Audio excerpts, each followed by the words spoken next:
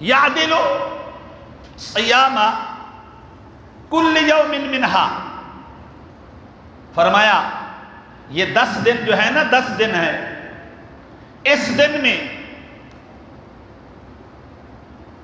جو لوگ روزہ رکھتے ہیں 10 ذو الحجہ کو چھوڑ کر کے 9 دنوں کا جو روزہ رکھتے ہیں، حبیب علیہ الصلوۃ والتسلیم نے فرمایا بصیام سنہ، فرمایا سال بھر کے روزے کے برابر ثواب ملتا ہے۔ 9 دنوں میں اگر کسی شخص نے روزہ رکھا تو فرمایا 1 دن کا روزہ جو ہے وہ سال بھر کے روزے کے برابر ہوتا ہے۔ اور حبیب نے فرمایا وقیام کل لیلہ،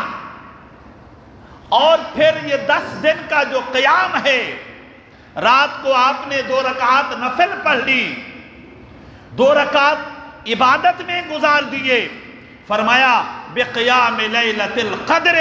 آپ یوں سمجھیں کہ میں نے آج رات لیلۃ القدر کے قیام کی طرح قیام کر لیا۔